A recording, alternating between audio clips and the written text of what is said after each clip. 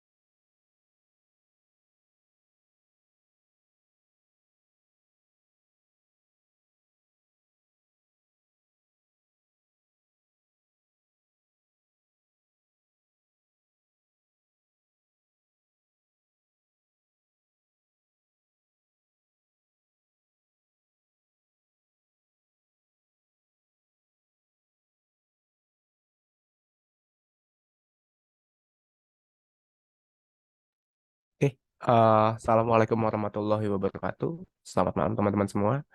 Selamat datang di semester 4 berarti ini ya untuk Prodi TI ya. Jadi kayaknya ini juga saya pertama kali ya untuk ngajar di kelas ini. Salam kenal semua, nama saya Aldi Yuda Pradipta. Salam Sebelum kenal, Pak. masuk ke mata kuliah ya, saya mau kenalan juga nih sama teman-teman ya. Ya, mungkin saya dulu ya pertama kenalan. Jadi nama saya Aldi Yuda Pradipta ya. Saya saat ini kegiatannya selain mengajar saya juga bekerja di salah satu financial institution ya. Saya sebagai IT analis gitu. Jadi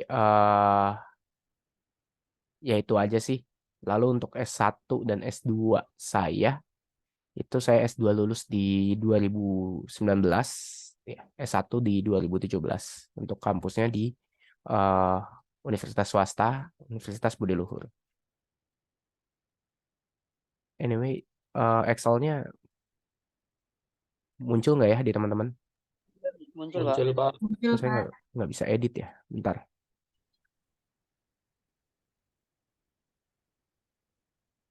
bentar ya.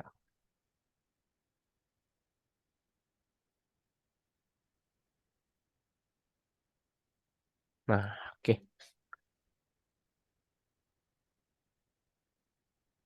Sebelumnya, mohon maaf untuk pertemuan kemarin saya belum bisa hadir dan saya juga belum info ya ke teman-teman. Jadi hari ini kita masuk ke pertemuan satu dulu ya, teman-teman.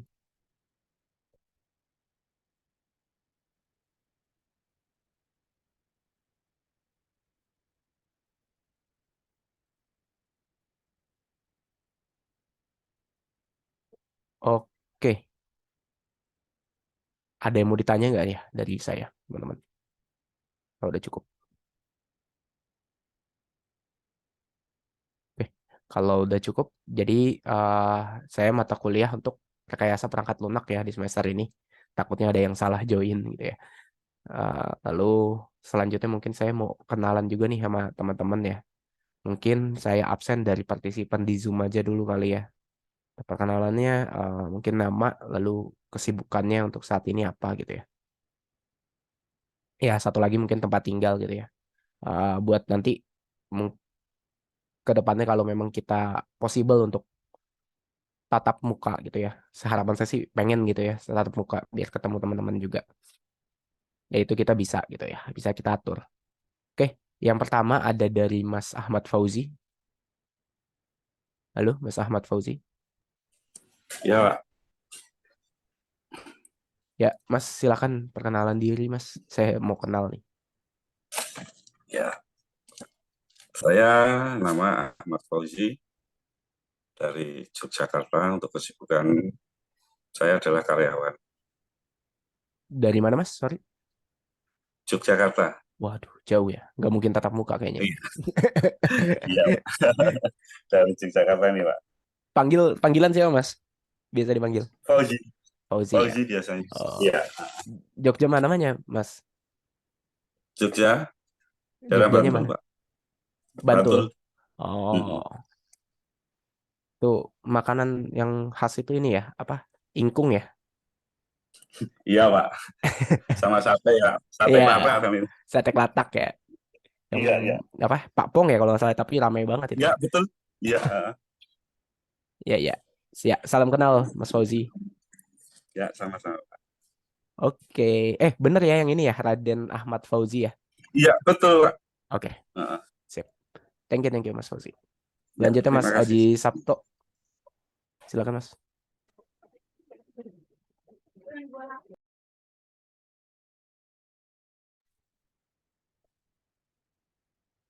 Ya, ya, Perkenalkan saya Aji Sabto Nurwala. Saya IT support di daerah Cisauk, tinggal di Cisauk juga.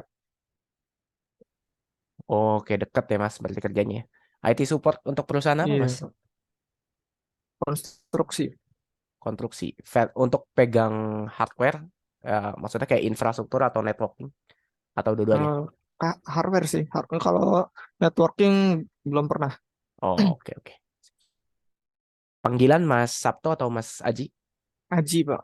Mas Aji ya. Oke.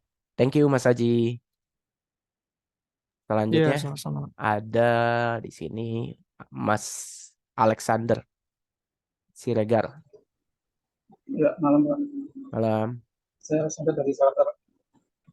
Dari mana Mas? Dari Jakarta. Oh, Jakarta. Jakarta mananya Mas? Di Jakarta Utara.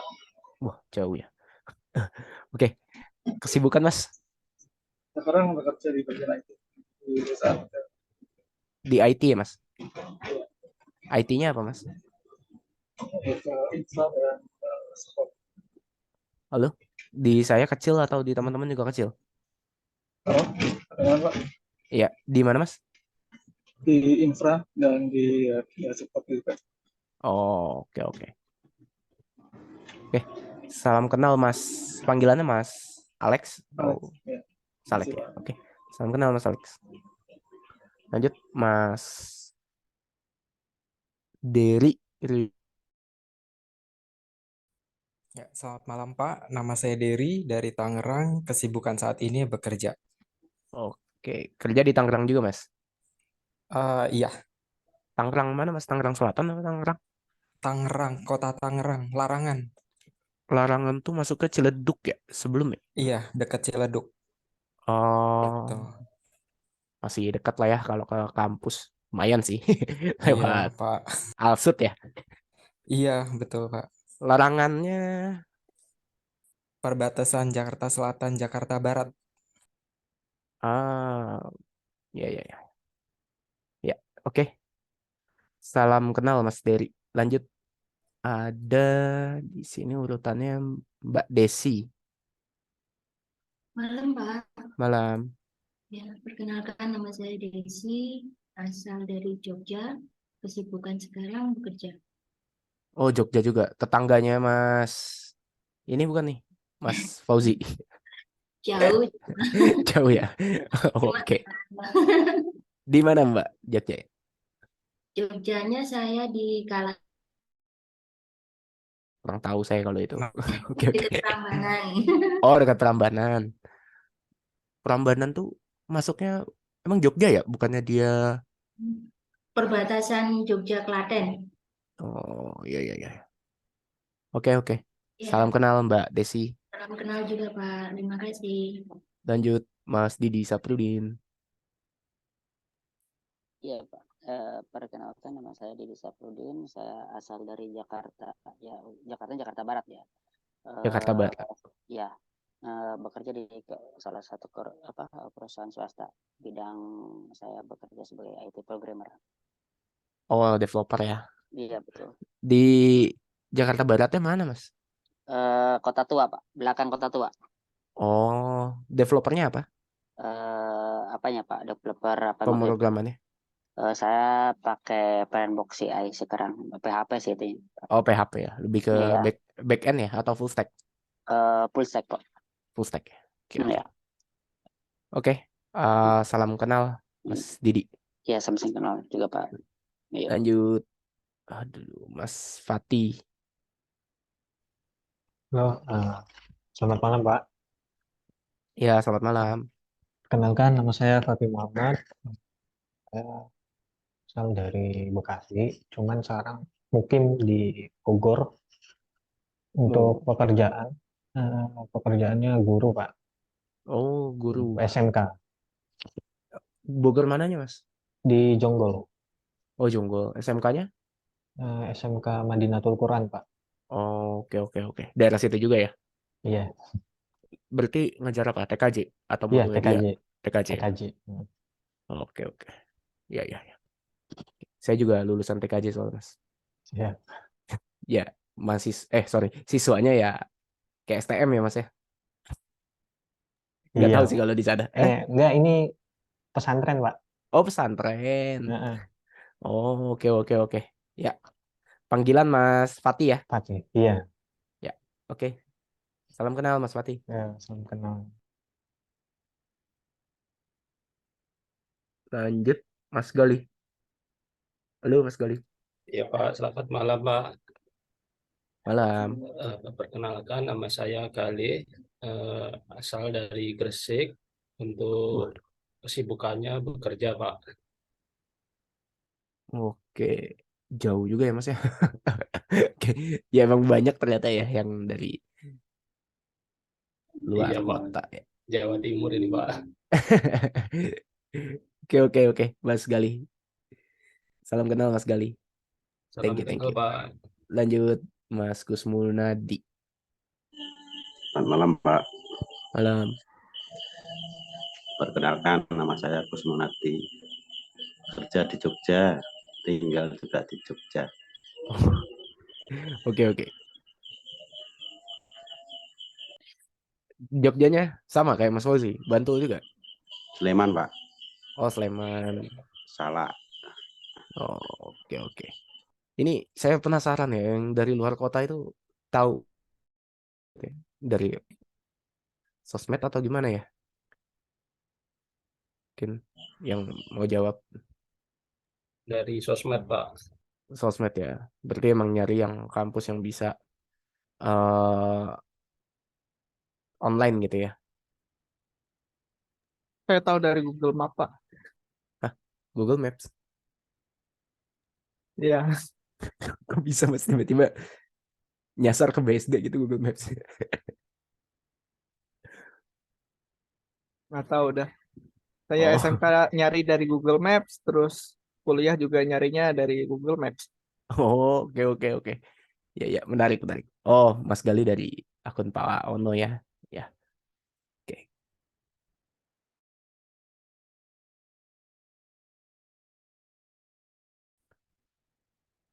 Tadi Mas Kusmunadi udah, Mas Farhan. Malam, Pak. Ya, malam. Salam kenal. Saya Farhan, orang Sidoarjo, Pak. Waduh, jauh juga nih. Ya, Iya, kesibukan apa, Mas? iya, sama kawan-kawan semua, Pak. Kerja juga. Oh, oke, oke. Sama ya dari tahu ITTS dari Iya, dari akunnya Pak Pak Ono. Ono ya. Iya, Oke, oke. Sip, sip. Salam kenal, Mas. ya, siap Pak. Lanjut. Tadi Mas Kusmanadi, Mas Farhan, Melkianus Leki. Hadir Pak. Ya, halo Mas. Silakan Mas. Perkenalkan, nama saya Milkianus Leki, asal dari Jayapura. Kesibukan sehari-hari sebagai IT support. Dari mana Mas? Jayapura. Ya Pak. Wah, lebih jauh lagi nih. Oke, oke. Oke, salam kenal Mas. Mas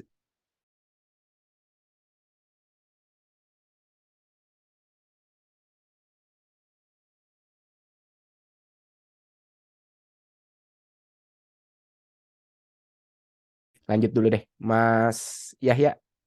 Silakan Mas. Malam Pak. Malam. Perkenalkan nama saya Muhammad Yahya dari Yogyakarta. Kesibukan bekerja. Oke. Jogjanya? Gunung Kidul Pak. Wah, beda-beda nih ya. Iya Pak. Udah di sana penerangan masih dikit nggak sih Mas? Terakhir saya ke sana naik motor malam-malam. Atau udah Sudah mendingan terang, sekarang? Kenapa?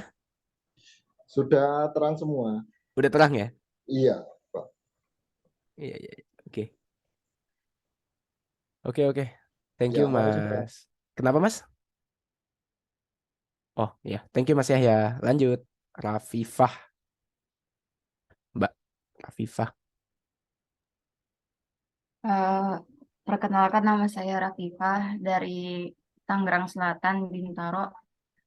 Kesibukannya sekarang bekerja juga. Bintaronya mana Mbak? Bintaro sektor 9, Pak. Daerah itu ya, apa? Puri situ ya? Atau Poncol? Eh Dekat stasiun Sudimara. Oh, Jombang dong ya masuknya ya. Jombang ya Mbak masuknya ya. Kenapa, Pak? Jombang ya masuknya. Oh iya benar, Pak. Oke, oke. Ya, ya. Iya benar. Oke. Thank you Mbak Rafifah. Lanjut Mbak Ria. Nama saya Ria, saya dari Jogja. Kegiatan sehari-hari saya bekerja sebagai admin. Terima kasih. Oke. Oke, terima kasih. Berarti ini di Jogja nggak ada yang tetanggaan ya? Kirain saya kan biasanya ngajak-ngajak temen gitu ya. Kuliahnya bareng. Atau ada di sini? Nggak kerja, Pak. Iya, Pak. Nama saya di Prambanan. Oh, tadi dekat dong ya? Sama...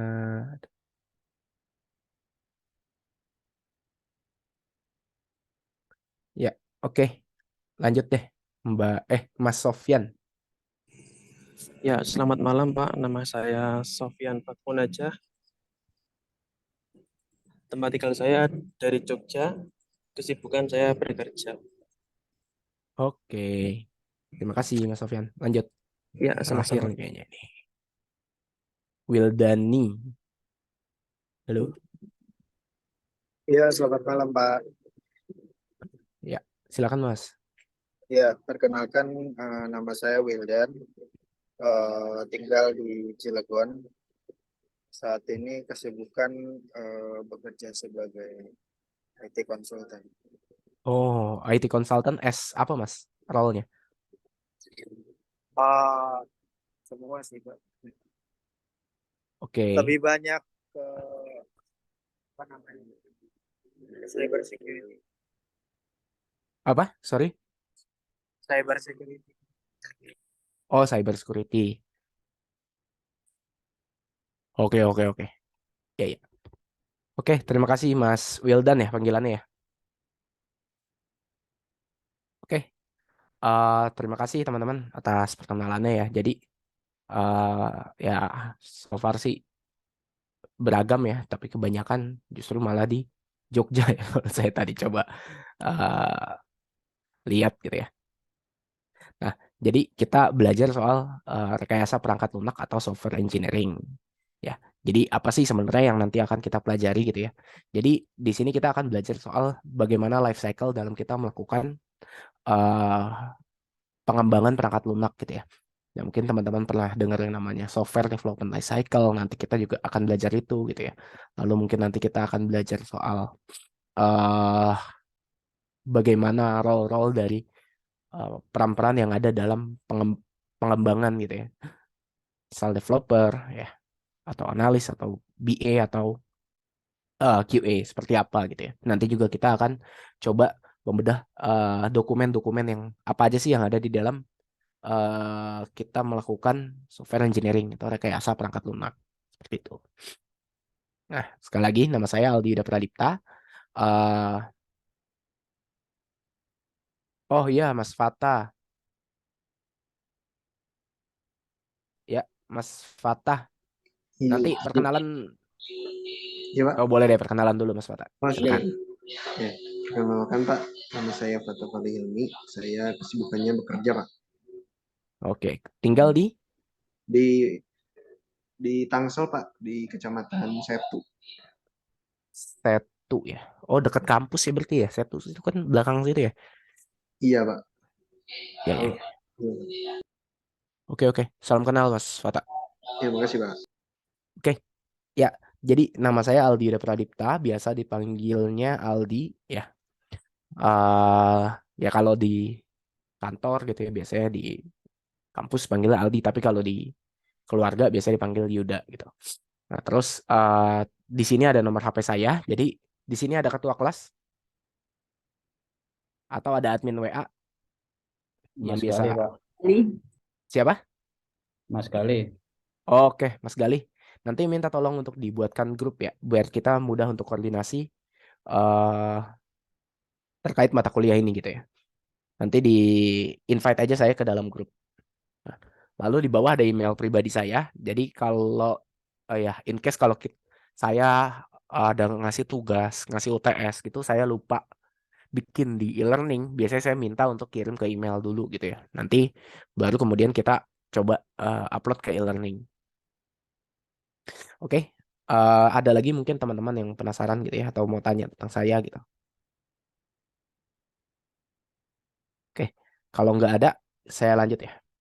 Nah, jadi sebelum kita masuk ke rekayasa perangkat lunak, kita harus tahu dulu ya, yang kita rekayasa adalah perangkat lunak atau biasa disebut dengan software. Nah, apa sih itu software gitu ya? Nah, jadi kan kalau teman-teman itu kan tahu biasanya software perangkat lunak, hardware perangkat keras gitu ya. Nah, sebenarnya software itu punya pengertian secara definisinya gitu ya. Jadi di sini ada dua. Yang pertama adalah computer program that when executed provide desired feature, function, and performance. Artinya sebuah kumpulan program yang dieksekusi, yang dia memprovide atau dia mensajikan fitur, function, dan performance. Nah, fitur apa aja? Yaitu fitur yang dipakai untuk memecahkan masalah yang ada pada real life atau proses bisnis. Jadi kalau kita membuat program atau software dia nggak memecahkan proses bisnis, itu sama aja bohong gitu ya. Kita cuma memindahkan gitu, memindahkan yang manual jadi digital gitu. Nah, tapi yang sebisa mungkin tuh kita bisa memberikan manfaat atau memecahkan masalah yang ada pada proses bisnis. Misal dari sisi efisiensi, ya, dari sisi security, tuh, ya, mungkin dari sisi cost saving gitu ya. Jadi software yang kita buat sebisa mungkin harus ada benefit yang bisa kita ukur gitu ya. Baik itu secara kuantitas ya atau dari sisi kualitas gitu. Karena dalam pembuatan software atau rekayasa perangkat lunak itu kita mengacu atau kita memiliki pandangan terhadap atau kita memiliki fokus terhadap quality gitu ya. Software yang berkualitas gitu. Ya, kalau kita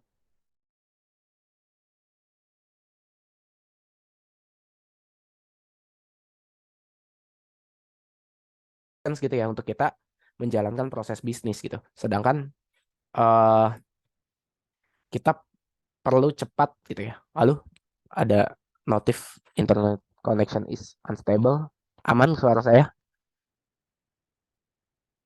Aman, Pak. Oke. Nah, sedangkan kita butuh menjalankan bisnis yang ada gitu ya. Seperti itulah contohnya. Ya, misal tadi ada yang bekerja sebagai admin gitu, melakukan input data ke dalam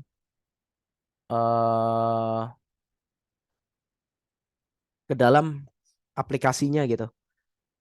Kalau dia untuk login aja lama gitu ya, ya kasihan gitu adminnya nanti ujung-ujungnya lembur gitu ya, karena aplikasi yang nggak bagus gitu secara kualitas gitu.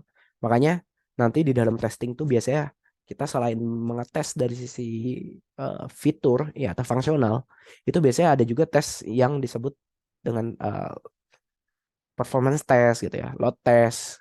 Nah, itu biasanya dilakukan gitu. Oke. Nah, lalu yang kedua ada software dalam its most general sense itu a set of instruction or program instructing a computer to do specific tasks. Ya, artinya kumpulan dari instruksi atau program yang menginstruksikan kepada komputer untuk menjalankan sebuah task atau tugas gitu ya. Jadi kita melakukan perintah gitu ya, perintah ke komputer, komputer tolong dong jalanin logic yang gua kasih gitu ya, untuk menghitung nilai rata-rata dari mahasiswa gitu ya. Nah, seperti itu. Jadi nanti komputer akan melakukan compiling ya. Lalu nanti compiling itu akan menjadi sebuah bahasa pemrogram, menjadi bahasa komputer, lalu komputer akan mengeksekut gitu ya. Oke.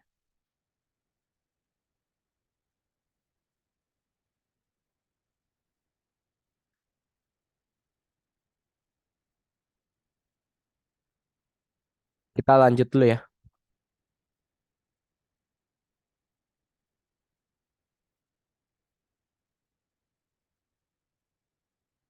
Sebentar ya, sebentar.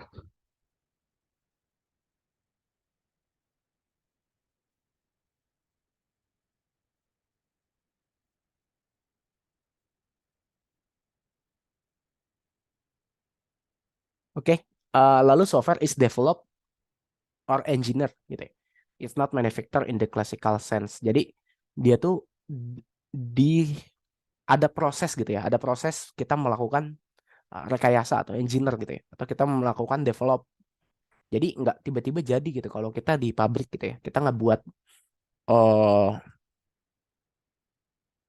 ya contoh kayak ngepacking gitu kan udah ada kayak ya dia kayak prosesnya ada tapi nggak kelihatan gitu cycle-nya dari awal masalah sampai ke akhir gitu ya, sampai ke kita melakukan review gitu. Tapi dia benar-benar kayak ya tiba-tiba ini tuh barang jadi udah ada mesin yang ngepackingin gitu. Jadi software itu ada proses di dalamnya, ada proses rekayasa di dalamnya. Makanya di dalam kita melakukan rekayasa perangkat lunak pasti butuh komunikasi yang bagus gitu ya. Karena ya seringkali ada ya perselisihan, bukan perselisihan sih, kayak perbedaan pendapat lah dengan bagian lain atau role lain gitu. Seperti itu. Sorry ya, saya belum bisa open cam karena lagi di device yang berbeda, nggak bawa kameranya juga. Lalu lanjut kategori dari software ya. Pertama ada sistem software, yaitu kumpulan program yang digunakan untuk menjalankan program lainnya. Ya contohnya compiler, editor, file management gitu ya. Lalu ada application software, ya software yang dibuat untuk memenuhi suatu kebutuhan. Jadi kalau sistem software kayak tools gitu ya, kayak WinSCP, kalau teman-teman pernah pakai buat file management ya, kayak VS Code gitu ya. Oh, Mbak Yuli, selamat datang. Mbak kan ya, salah nih.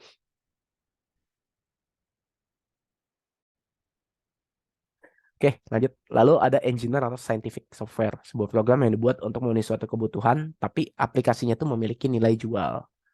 Gitu. Oh, Mas, sorry. Sorry, Mas Yuli. Selamat datang.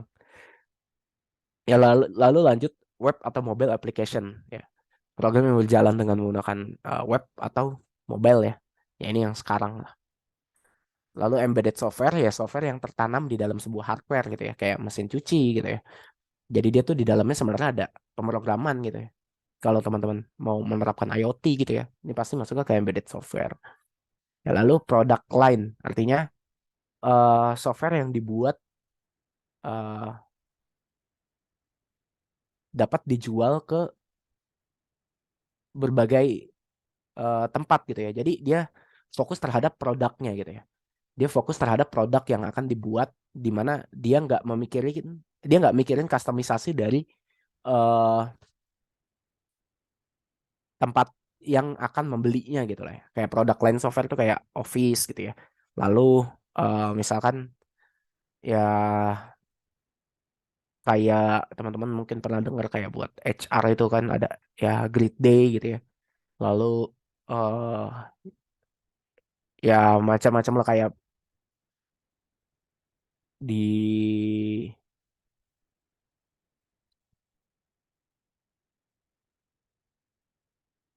sebentar. Ya lupa, kok jadi lupa ya.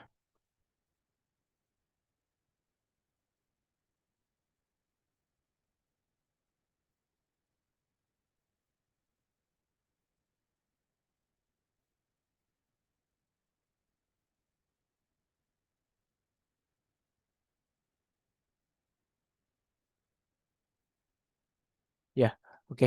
Ya mungkin kayak teman-teman pernah dengar untuk kita melakukan kolaborasi ya ada Jira ya, Atlassian seperti itulah. Jadi dia nggak fokus customisasi yang ada pada eh klien gitu ya. Tapi dia biasanya eh, buka bu- buka dia bisa gitu untuk customisasi tapi pasti price-nya berbeda gitu ya. Nah, jadi dia fokus terhadap produk yang dia buat gitu. Nah, biasanya di produk lain software ini aplikasi yang proses bisnisnya itu kayak ya general gitu ya. Artinya bisa dipakai di mana aja gitu ya. Kayak accounting misalkan kayak dulu ada yang namanya Zahir gitu ya. Oh ya kayak misalnya aplikasi pos point of sales kan kasir tuh ada Moka gitu ya. Nah itu dia fokus terhadap produk line software.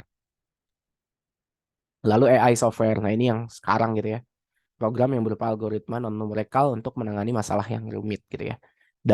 Jadi biasanya digunakan ketika kita eh, udah nggak bisa diakomodir oleh aplikasi biasa gitu ya. Makanya perlu ditanamkan AI gitu ya. Ya contohnya ada robotik gitu ya. Pengenalan suara dan gambar gitu ya. Yang sekarang lagi tren kan ada yang namanya teman-teman pernah dengar mungkin robotik proses automation gitu ya. Nah itu eh sebenarnya dia eh mengotomasi bisnis proses gitu ya. Nah itu tapi robotnya itu eh, bukan robot kayak ada fisiknya gitu, tapi dia robot yang berjalan di dalam server atau di dalam PC gitu. Jadi kayak makro kalau di Excel lah teman-teman. Seperti itu. Oke, kita lanjut ke kriteria good software. Yang pertama ada flexibility and extensibility. Jadi fleksibilitas dan ekstensibilitas artinya kemampuan dari software itu kita dapat menambah, memodifikasi atau menghapus fungsionalitas tanpa merusak sistem yang saat ini gitu ya. Jadi nggak terimpact terhadap uh, sistem gitu. Jadi kita bisa hapus, bisa bisa bisa copot pasang lah istilahnya kayak gitu.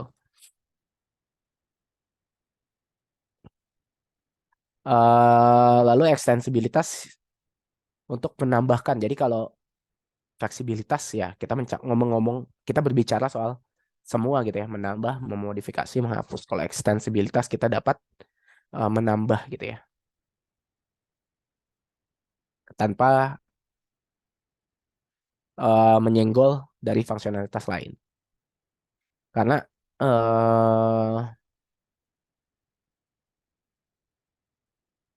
namanya bisnis itu kan akan berkembang terus ya. Jadi pastinya aplikasi itu perlu dilakukan review gitu ya. Pasti akan ada penambahan atau perubahan ya, atau bahkan dihapus. Makanya dalam aplikasi itu biasanya bisa dibilang valid terhadap bisnis itu semaksimal adalah 5 tahun. Selama 5 tahun itu kita perlu review gitu. Artinya apakah aplikasi kita masih bisa untuk akomodir bisnis sekarang gitu ya. Makanya kalau kita membuat ya apalagi terhadap orang-orang yang di sisi planning gitu ya kayak tim arsitek gitu ya. Makanya dalam melakukan kita sebut ada namanya capacity planning gitu ya. Itu kita pasti melihat bisnis ya, growth dari bisnis yang ada itu selama 3 tahun atau 5 tahun. Jadi dalam kita mendevelop aplikasi itu dalam kita merancang aplikasi itu biasanya kita melihat growth dari bisnisnya gitu ya. Jadi nggak bisnis saat ini kayak gimana kita jalanin kayak gini gitu ya. Karena nanti tiap tahun kita akan coba review lagi kan gitu repot gitu ya. Kadang kita dari awal udah mulai melihat dari bisnis growth-nya gitu ya. Seperti itu. Nah, lalu yang kedua ada maintainability dan readability ya. Jadi kalau maintainability ini sebenarnya mirip dengan fleksibilitas, tapi dia berfokus terhadap modifikasi tentang kesalahan ya terhadap fungsi yang ada gitu ya. Oke. Kalau extensibilitas kan dia menambah gitu ya, menambah extensibility-nya ya. Sebenarnya maintainability juga part of dari flexibility sih. Tapi lebih fokus terhadap koreksi kesalahan gitu ya.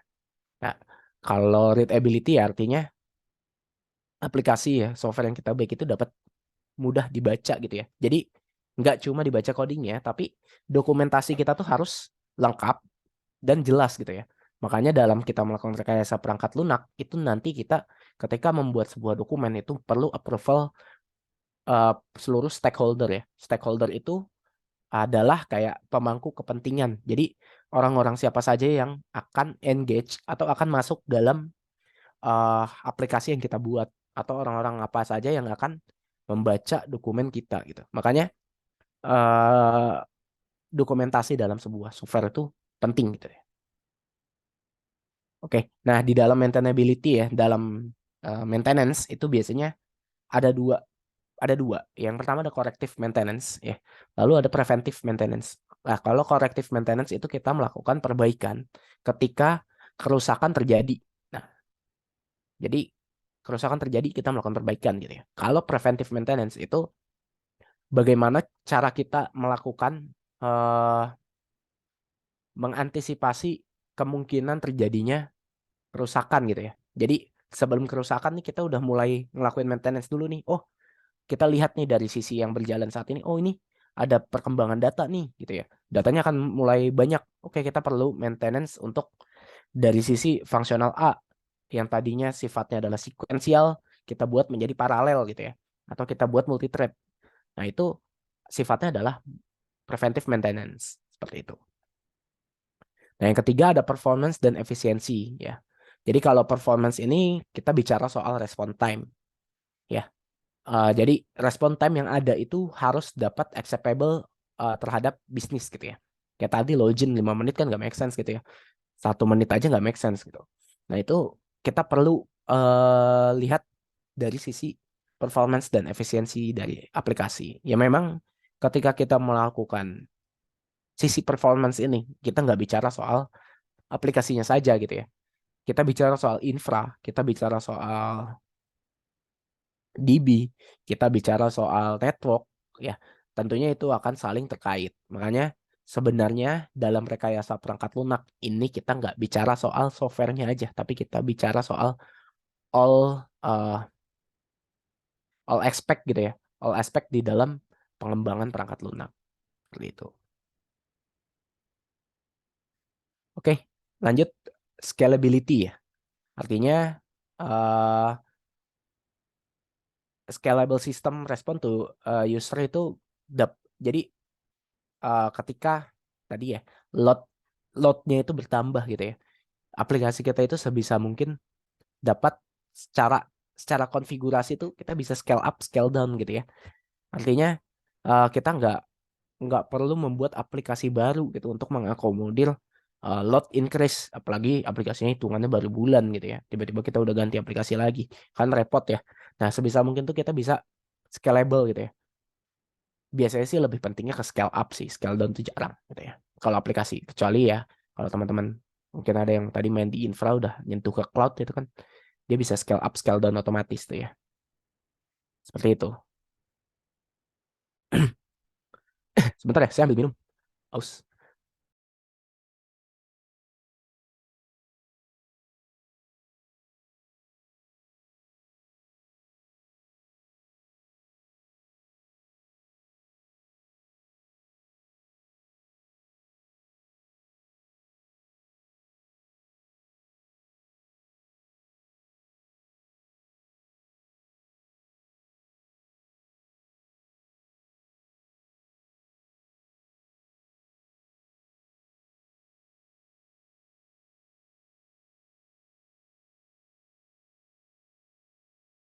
Nah, iya tuh, Mas Yuli. Enak nih emang nih sambil ngopi. Apa saya pesan dulu kali ya? Enggak. Canda. Oke, lanjut ya. Lanjut. Nanti aja ngopinya. Oke, silakan teman-teman yang mau sambil ngopi, sambil nyemil, sambil makan ya. Oke, ya. Jadi ya kalau di cloud itu kan ada otomatiknya itu kayak ada horizontal, vertikal, scalable gitu ya. Nah, seperti itulah. Jadi aplikasi kita bisa mungkin bisa scalability-nya tuh bisa diatur gitu ya. Ya misalkan nggak bisa diatur, tapi ya nggak harus ngebuat aplikasi baru juga gitu ya. Terlalu banyak aplikasi tuh maintain-nya ya ribet gitu ya. Tugasnya tim arsitektur tuh ntar kan banyak gitu ya untuk review aplikasi satu-satu. Ya, nggak tahu di TI dapat mata kuliah arsitektur enterprise nggak sih? Enterprise arsitektur. Belum, Pak. Oh, saya lihat tadi sempat ada yang dapat, cuma lupa prodi apa gitu ya. Nah, seperti itu ya. Tugas dari enterprise arsitektur ya salah satunya itu tadi review aplikasi. Nah, itu kalau di salah satu perusahaan aplikasi banyak gitu ya, ada ribuan, itu PR banget untuk mappingin ya. Seperti itu. Oke, lanjut ke availability, robustness, fault tolerance, and reliability ya. Aplikasi atau software yang baik itu dapat bertahan ya, dapat mentoleransi dari kesalahan-kesalahan gitu ya. Jadi dia harus kuat gitu ya, reliable ya. Jadi dia nggak boleh kehilangan dari ketersediaannya gitu ya. Jadi bahkan beberapa komponen rusak gitu ya, itu tetap harus berjalan, apalagi aplikasi yang sifatnya adalah kritikal ya. Nah, itu juga tadi mappingan dari tim enterprise architecture tuh kadang mappingin aplikasi-aplikasi kritikal tuh apa aja sih gitu. Nah, aplikasi-aplikasi kritikal di mana aplikasi yang ketika dia down ya atau ada downtime itu rugi gitu ya. Bisnis akan rugi gitu. Apalagi kalau ruginya sifatnya adalah finansial atau reputasi lah. Nah, itu kan ya kalau teman-teman sering ya ada mobile banking error aja kan di sosmed langsung rame gitu ya. Nah, aplikasi-aplikasi seperti mobile banking itu tuh aplikasi yang kritikal gitu. Jadi ketika ada down, sebisa mungkin tuh downtime-nya harus bisa ditoleransi gitu ya. Nggak lama. Ya tergantung kebijakan dari perusahaan. Nah, kalau kita bicara soal availability, robustness, fault tolerance, and reliability, ini kita bicara soal nantinya akan soal kayak disaster recovery gitu ya. Lalu bagaimana kita mendefine atau ya kita mau bagaimana kita mendefine arsitektur gitu supaya menerapkan, teman-teman bisa cari Google high availability gitu ya. Bagaimana balancing dari aplikasinya gitu ya. Bagaimana kalau di site kan kita punya data center misalkan ada 2 gitu ya. Salah satu mati itu tetap harus bisa jalan. Nah, itu perlu dipikirkan seperti itu. Ya tentunya Ini nggak bicara soal software doang, tapi ya tadi saya bilang semua aspek ya. Oke, lanjut ke usability dan accessibility. Ya ini bicara soal kemudahan, ya kemudahan dari sisi platform ya. Apakah ya kita harus tahu nih nantinya ketika mendefine atau mendesainnya, ini yang pakai aplikasi kita siapa sih gitu ya. Ya ini harus bisa harus mudah digunakan gitu ya dari sisi UI-nya, dari sisi flow, alur flow-nya gitu ya. Dari sini ke sini, dari sini ke sini itu seperti apa. Nah, itu harus ada gitu ya. Nah, lalu ada platform compatibility dan portability. Nah, artinya aplikasi kita itu sebisa mungkin dapat berjalan di semua environment ya. Ya, tapi kita harus pertimbangkan juga ya tadi user kita tuh siapa. Misalkan dari ya misal di sisi kita bangun mobile gitu ya, Android versi yang udah jadul-jadul kan udah nggak ada yang pakai itu ya. Ya nggak apa-apa lah, kadang kita nggak perlu sampai ke situ gitu ya. Kita lihat aja ke depannya gitu. Karena itu tuh udah nggak relate gitu ya dengan teknologi sekarang gitu. Malah jadi ribet sendirilah nantinya. Oke, lanjut ke testability dan manageability. Artinya aplikasi yang kita gunakan itu dapat diuji. Jadi nggak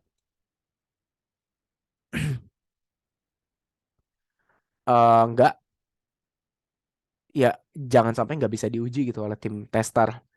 Karena itu kan jadi prasyarat ya, atau syarat untuk aplikasi naik ke production atau ke ya ke real lah. Jadi udah dipakai ke user. Jadi itu harus lolos uji coba dulu gitu ya. Jadi kalau teman-teman di pabrik pun juga kan pasti ada quality control lah di situ. Nah, itu perlu harus bisa dites gitu. Lalu yang ke berapa nih? 1, 2, 3, 4, 5, 9 ya. Ke-9 ada security. Nah, keamanan itu adalah masalah yang sangat penting.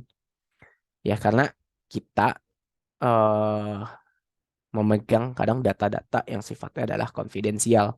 Jadi ketika user kita memakai aplikasi kita, artinya dia percaya terhadap kita bisa mengamankan data yang ada gitu ya. Atau dia percaya bahwa proses bisnisnya tuh aman gitu ya dengan aplikasi kita gitu ya. Ya masa dia udah percaya sama kita tapi kita seenaknya aja gitu kan ya. Makanya sebisa mungkin ini penting gitu ya. Baik dari sisi nantinya diatur dari sisi enkripsinya gitu ya. Lalu dari sisi firewall dan lain-lain itu harus diperhatikan. Ya, baik antivirus dan lain-lain itu perlu diperhatikan. Ya, lalu ada functionality and correctness. Artinya software yang kita bangun itu harus sesuai dengan fungsional yang ditentukan atau kebutuhan ya atau requirement yang ada itu harus sesuai gitu. Oke, ada pertanyaan nggak dari sini?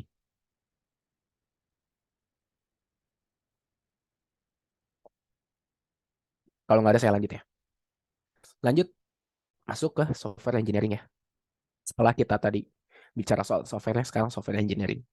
Jadi menurut IEEE adalah sebuah studi dan aplikasi dengan menggunakan pendekatan yang bersifat quantifiable, disiplin, dan sistematis kepada pengembangnya, memiliki operasi dan pemeliharaan perangkat lunak yang merupakan aplikasi. Jadi kalau dia bicara soal sebuah studi ya, atau kalau di Stephen R. Sachs ini bilang disiplin ilmu yang mana dibuat untuk menghasilkan perangkat lunak yang bebas dari kesalahan, artinya zero defect ya, pengiriman yang tepat waktu, deliverable-nya on time sesuai timeline, dan memuaskan keinginan pemakainya. Ya, tentunya tujuan utama adalah ini, customer satisfaction. Oke, jadi dibilang bahwa adalah disiplin ilmu atau cara yang digunakan dalam kita mendeliver sebuah aplikasi gitu ya. Aplikasi yang apa? Aplikasi yang bebas dari kesalahan. Ya, makanya kita bicara soal life cycle nantinya. Bagaimana untuk kita mengecek aplikasi itu bebas dari kesalahan gitu ya. Kita mendefine sebuah test plan, kita mendefine sebuah test script atau test skenario itu digambarkan di dalam software engineering. Lalu pengiriman yang tepat waktu gitu ya. Kita punya project management udah ngatur timeline sedemikian rupa gitu ya. Tapi ada yang telat, kan bahaya gitu ya. Makanya perlu dijaga. Oke, lanjut fungsi software engineering ya. Fungsi dan tujuan utama rekayasa perangkat lunak adalah menghasilkan suatu perangkat lunak yang dapat berjalan lebih cepat, efektif, serta berkualitas tinggi untuk user. Dapat menciptakan sebuah perangkat lunak yang mampu bekerja secara efektif, memiliki kecepatan tinggi, serta memudahkan user di dalam menyelesaikan pekerjaannya. Nah ini perlu digarisbawahi, mudah dalam menyelesaikan pekerjaannya. Tadi masuk ke kriteria usability dan accessibility, dan juga kriteria functionality dan correctness ya. Masuk ke situ. Nah, lalu fungsi software engineering dalam dunia bisnis apa sih? Yang pertama, digunakan untuk mendukung bisnis berjalan supaya secara otomatis. Pemangkasan biaya, meningkatkan volume bisnis ya. Jadi yang tadinya ya kita contoh lah kayak dulu kita melakukan transfer aja ke bank gitu ya. Saya ngomong dulu kayak udah jadi orang dulu banget kayaknya. Enggak. Tapi ya zaman saya SMA ya. SMA itu kan mobile, saya SMA 2010 ya 2013 lah, 2013 saya lulus. Itu mobile banking ya udah ada, tapi secara fitur tuh masih belum banyak, dan mungkin saya juga waktu itu belum belum belum jadi user untuk mobile banking tersebut ya. Jadi saya kurang tahu, tapi yang saya tahu adalah ketika saya melakukan transfer tarik tunai itu saya repot banget, saya harus ke bank gitu ya. Nah, yang tadinya kita mau transfer gitu ya, meningkatkan transaksi dari perbankan kan ya. Nah, kita mau transfer itu kita harus datang gitu. Jadi sehari itu cabang paling bisa akomodir adalah 100 gitu. Misalkan dia punya 10 cabang ya dia cuma ada 1000 transaksi. Tapi dengan adanya mobile banking, internet banking itu kita transfer bisa dimanapun gitu ya. Kita bisa dimanapun, kapanpun. Artinya secara bisnis itu akan meningkat gitu. Yang tadinya 1000 mungkin jadi bisa 1 juta gitu ya sehari. Seperti itulah contoh dari meningkatkan volume bisnis. Atau kalau teman-teman mau cari soal robotic process automation, itu bicara soal kecepatan dari proses bisnis gitu ya. Nah itu juga salah satu meningkatkan volume bisnis ya. Contoh tadi Mbak Ria ya, itu bekerja menjadi admin, di mana admin biasanya melakukan input data gitu ya. Nah misalkan Mbak Ria nih secara input itu kan kerja paling manusia cuma bisa 8 jam lah ya.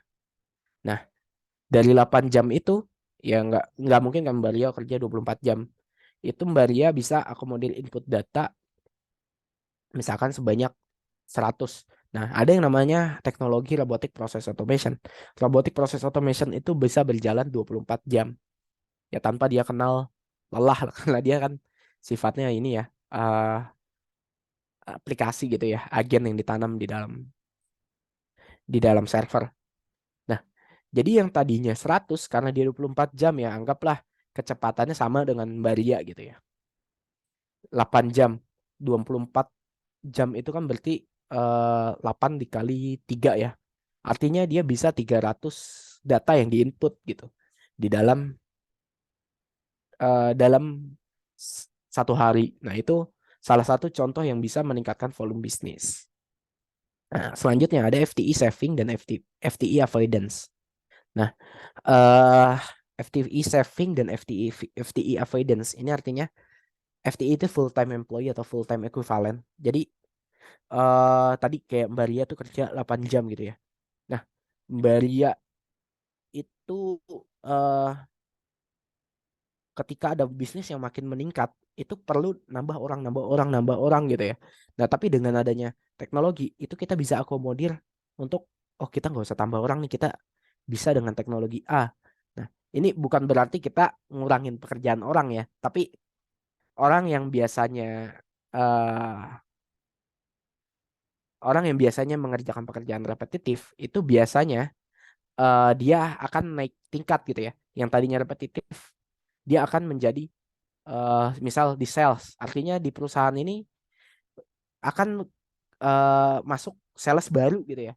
Dengan adanya sales baru kan, nah contoh Mas Farhan penjaga tol, betul.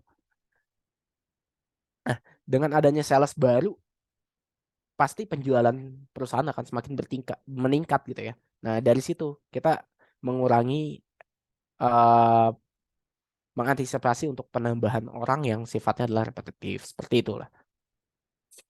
Jadi ini bisa diukur ya, FTE avoidance, FTE saving. Nah, ini ujung-ujungnya pasti ke duit gitu ya. Pasti teman-teman punya standar gaji ya, atau perusahaan itu punya standar gaji orang yang melakukan pekerjaan A itu sekian gitu ya. Dengan adanya teknologi, kita pakai teknologi aja, itu kita memangkas biaya sekian gitu ya. Ya biarpun terus nanti kalau kita ukur lagi lebih jauh, lebih deep, itu pasti penjualan akan makin meningkat gitu ya. Karena orang-orangnya mungkin nanti akan pekerjaannya yang sifatnya adalah strategis gitu ya. Strategic level gitu. Seperti itu. Nah, itu hal-hal menarik lah. Kayak penjaga tol, betul Mas Farhan. Jadi selain bisnisnya, tapi ya kita bisa apa ya, orang-orang itu nggak sering lembur gitulah. Seperti itu. Jadi kita memanusiakan manusia juga gitu ya.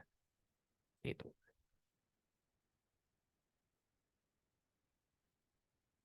Oke, ada pertanyaan?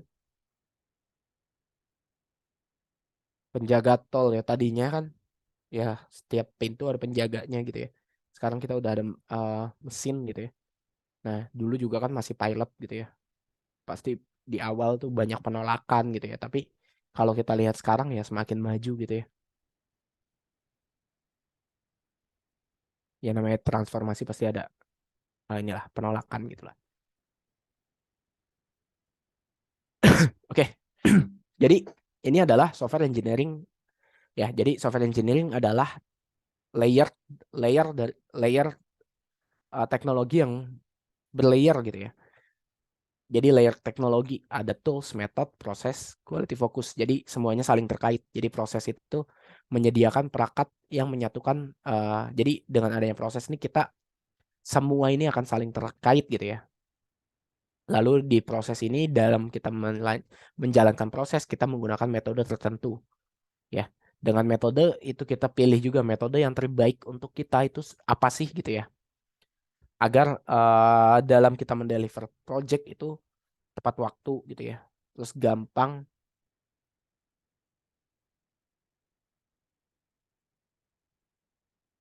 terus ya untuk ya kalau sekarang kan kayak teman-teman mungkin udah pakai Scrum gitu ya. Bagaimana kita mendeliver sebuah jadi produknya nggak usah semua full, kita beberapa beberapa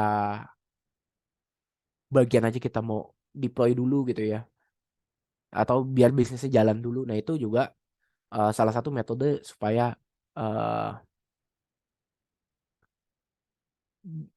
benefit itu lebih berasa terlebih dahulu gitu ya. Nah, lalu tools. Jadi dalam kita melakukan ya agile, Alex. Kan biasanya kalau di agile kan kita ngedefine dulu nih most viable produknya apa sih gitu ya. Terus kita masukkan ke dalam sprint gitu. Jadi sprint backlog. Nanti sprint backlog kita bahas prioritisasi dulu kan. Kita bahas prioritisasi dengan seluruh aspek ya, seluruh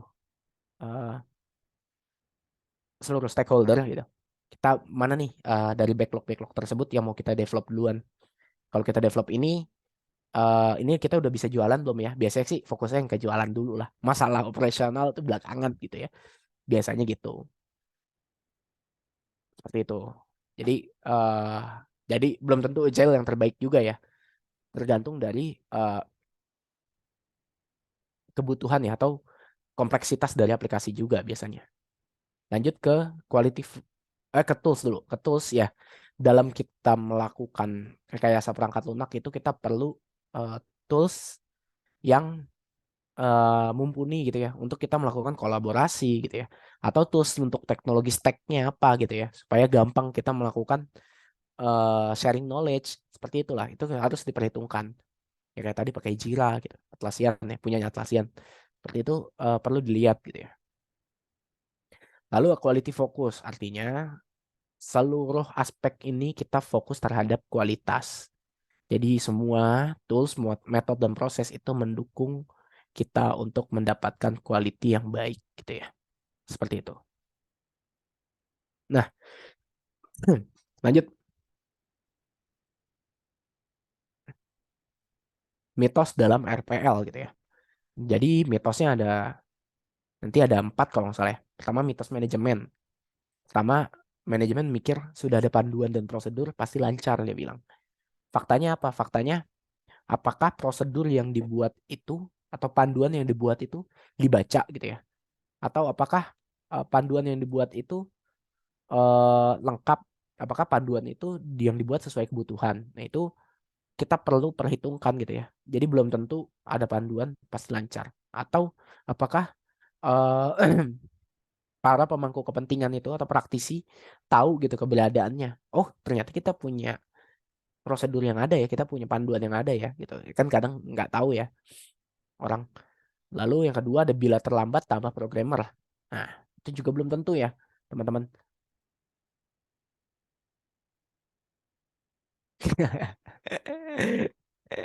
Ya, Saji bang bilang mengandung anak.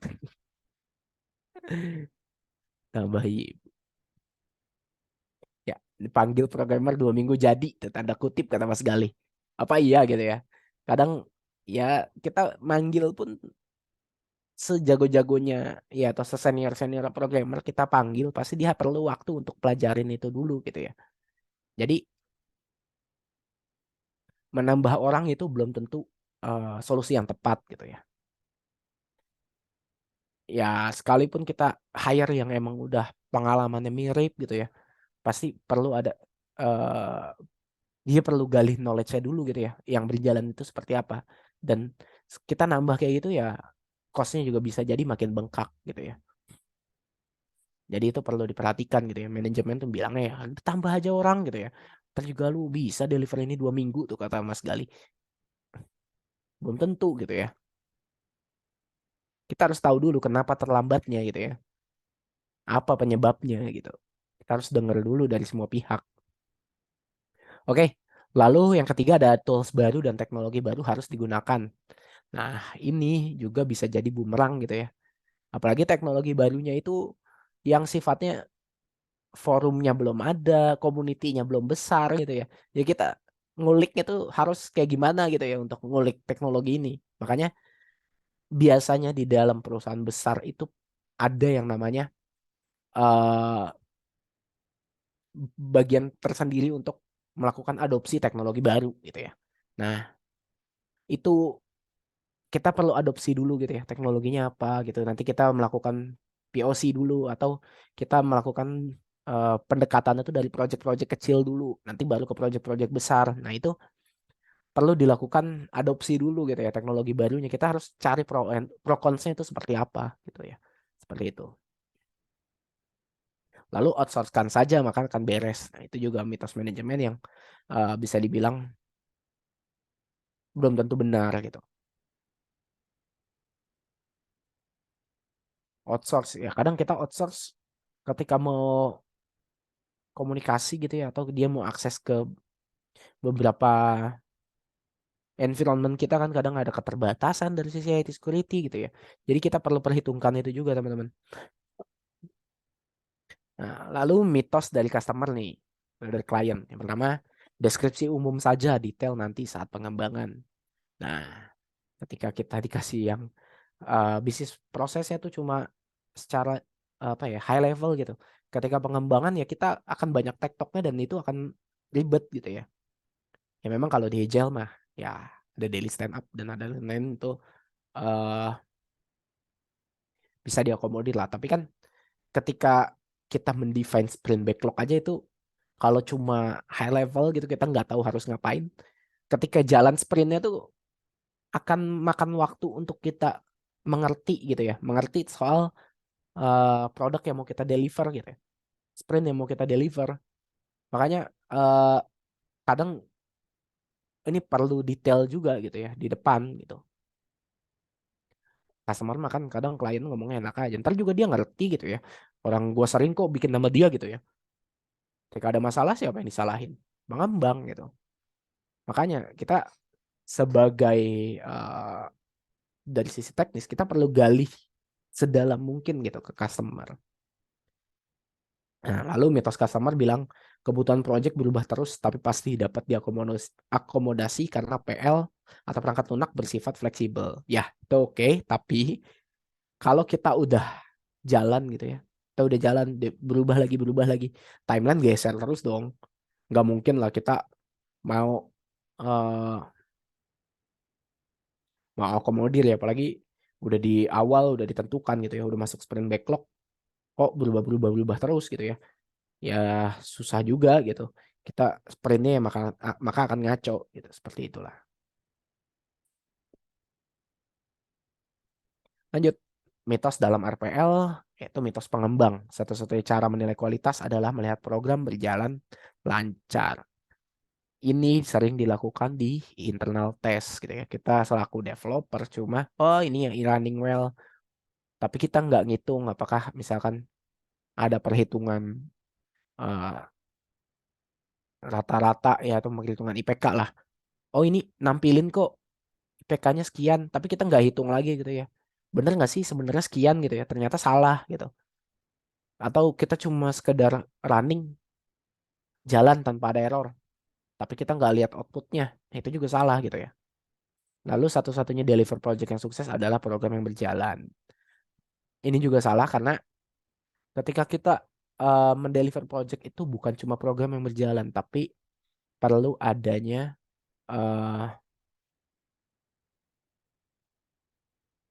jadi bukan cuma program, tapi dokumentasi juga itu salah satu yang harus di-deliver. Makanya kadang di pengembangan ada yang namanya technical writer.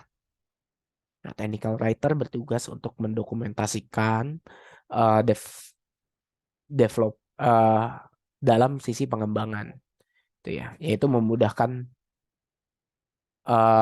teman-teman developer sih. Karena ya mungkin beberapa teman-teman yang jadi developer pasti itu salah satu yang paling malesin gak sih bikin dokumen gitu ya. Saya juga dulu pas jadi developer males gitu ya. Tapi kesini kok kayaknya ini penting deh karena ketika kita punya orang baru gitu yang join, itu kita mudah untuk melakukan transfer knowledge-nya seperti itu. Nah, lalu ada mitos penguji atau tester. Ya, memudahkan kolaborasi, betul.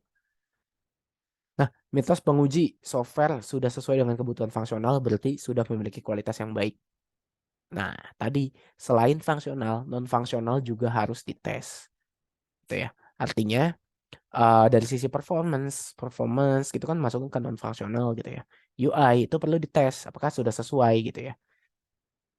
Lalu user yang akan akses di tahun ini hanya 100 orang jadi tidak perlu performance test. Nah, itu mitos penguji juga. Jadi kita sebagai ya teman-teman kalau nanti jadi tester, teman-teman harus mikir, ini kita nggak bisa nguji cuma dari 100 orang nih yang ngelakuin atau akses ke aplikasi tersebut nih. Kita harus tahu nih kalau misalkan 1000 orang berapa besar ya gitu ya. Biarpun dari bisnis nggak ngasih growth atau nilai pertumbuhan dari volumenya atau aplikasinya atau bisnisnya. Tapi kita harus perhitungin itu juga ya. Seperti itu. Nah, ini menurut di karir Karma itu ada top skill untuk software engineer. Yang pertama problem solving. Karena pada dasarnya aplikasi yang dibuat datangnya dari masalah. Masalah yang ada kita bikin solusi.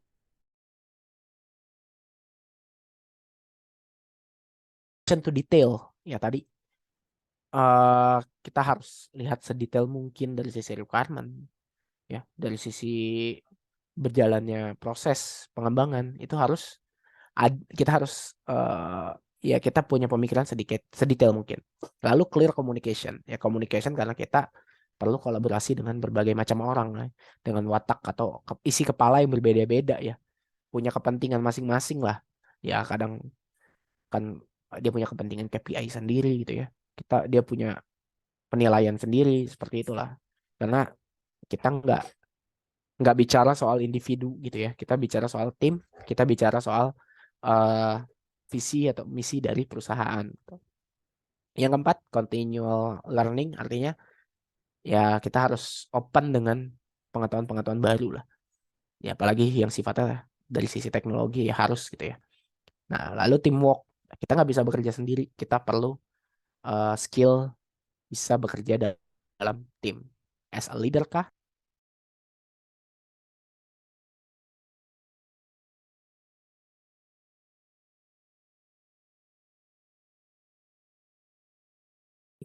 Kita harus punya nilai, kita harus punya nilai empati, kita harus berempati terhadap user kita. Supaya apa? Supaya dengan kita berempati terhadap user, kita bisa punya mindset atau point of view kalau kita jadi user.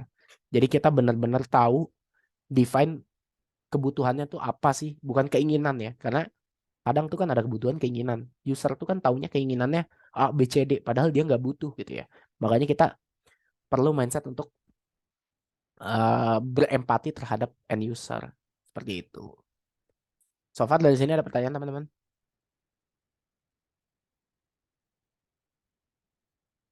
Oke, kalau nggak ada, lanjut. Software engineer should well first programming and coding. Ya, ini salah satu. Ini beberapa yang harus dimengerti. Fundamental computer science, desain dan arsitektur, algoritma dan data struktur, information analysis, debugging software dan testing software. Ini yang harus digunakan bisa oleh software engineer. Oke, lanjut ke software proses. Ada 6 tahapan. Yang pertama communication, planning, modeling, construction or build, deployment and maintain. Artinya nomor 1 ini sebelum kita bicara soal teknikal ya. Jadi salah satu hal yang penting ya, the most important in software engineering itu adalah communicate atau collaborate with the customer gitu ya, atau stakeholder. Karena yang tadi kita harus punya nilai empati gitu ya. Karena dari sini ini akan menentukan ke belakangnya. Ini salah, semua salah gitu ya. Komunikasi ini kita melakukan get requirement. Ya, kita mendengarkan. Di sini kita lebih banyak mendengarkan lah. Ya kita kasih solusi juga nggak apa-apa sih sebenarnya. Tapi kita di sini lebih ke mendengarkan. Kita ngarahin juga sih kalau memang dibilang keinginannya A, B, C, D, tapi ternyata nggak, kebutuhannya bukan itu. Lalu planning, sebelum kita melakukan modeling atau desain, planning ini penting untuk mengatur detail dari proses yang ada gitu ya. Entah itu nanti dari sisi testingnya, desainnya, timelinenya, budgetingnya, ya itu perlu diatur di sini. Kolaborasi seperti apa itu perlu diatur di planning. Jadi biasanya ketika kita communication, ini kita tahu nih dari end user, kita tahu oke, target gua adalah akhir Maret ya. Nah, di planning kita mendetailkan supaya di akhir Maret bisa deliver. Seperti itu. Dari step by step-nya tuh teman-teman kalau pernah dengar work breakdown struktur gitu ya. Nah, itu didefinisikan tasknya apa aja, PIC-nya siapa, timeline-nya berapa lama. Nah, jadi planning ini nantinya akan menjadi sebuah peta ketika kita melakukan merekayasa atau membuat sebuah perangkat lunak. Ya bayangin kalau kita jalan aja nggak pakai Google Maps gitu ya, itu kita kan nyasar-nyasar kemana-mana gitu ya. Ya sehingga yang tadinya cuma 1 jam itu kita bisa jadi 2 jam. Seperti itu. Lalu yang ketiga modeling. Modeling ini kita pembuatan, kita di sini menggambarkan nantinya software akan menjadi seperti apa sih gitu ya. Jadi ini kita lebih memvisualisasikan kebutuhan ya dan desainnya seperti apa. Lalu 4 ada construction or build. Ini tahapan di mana kita menjahit ya. Istilahnya kayak kita menjadi developer dan kita di construction or build ini juga kita sebagai fase testing. Testing juga masuknya ke construction and build. Lalu ke deployment. Setelah fase development itu pasti naik ke production. Artinya aplikasi kita akan dipakai oleh end user. Nah, ini deployment biasanya ada bagian lain yang impact atau yang terlibat di sini gitu ya, implementornya lah.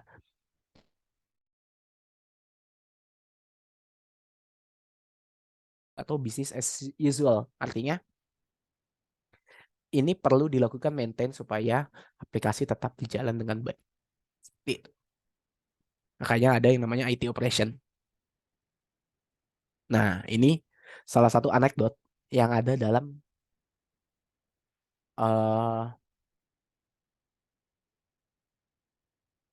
kita melakukan getter requirement gitu ya. Ini tahapan di software engineering. Pertama, how the customer explain it ya. Customer itu mengexplain atau menjelaskan dia pengen sebuah ayunan di pohon gitu ya, di mana ada 3 ya, dia ada 3 tempat duduk. Wah, pokoknya dia definisiinnya, explainnya tuh yang secara wah banget lah gitu ya, secara wah banget gitu. Lalu project leader itu ngertinya ya, ketika dia explain gini dia ngertinya bikinnya seperti ini, cuma ada 1 lah. Terus apa nih, talinya beda gitu ya, nggak yang sesuai di explain.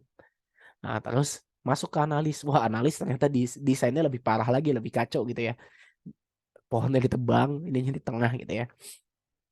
Nah, lalu how the programmer wrote it ya, dia malah hancur gitu, nggak sesuai yang udah nggak sesuai analis yang desain gitu ya, malah ini nggak berfungsi gitu ya, nggak bisa dipakai gitu ayunannya. Nah, lalu kita setelah programmer gitu ya, kita menggunakan konsultan.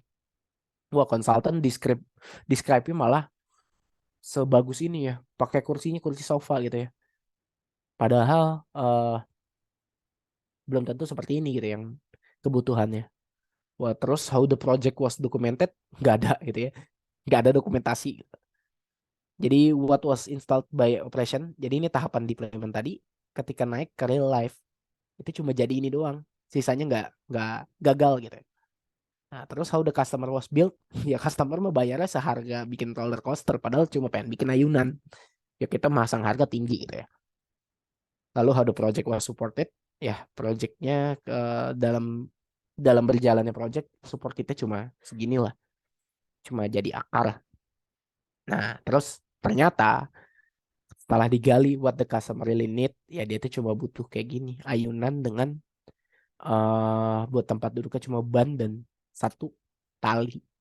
Nah, ini sering terjadi, nggak sering sih, tapi kalau kita di awalnya udah salah gitu ya, di tahap komunikasi salah, ke belakangnya juga biasanya salah. Atau biasanya ketahuan salah itu ketika udah mau deployment atau ketika testing. Seperti itu. Oke, sekian pertemuan hari ini teman-teman. Ada pertanyaan?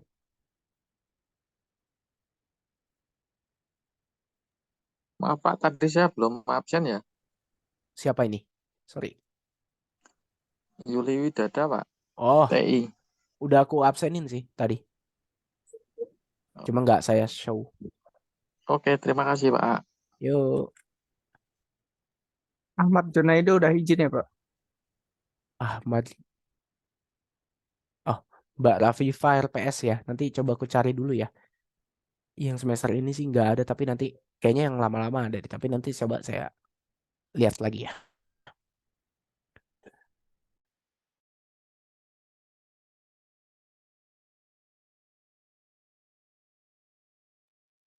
Ahmad Junaidi izin, Mbak. Akhiri teman-teman.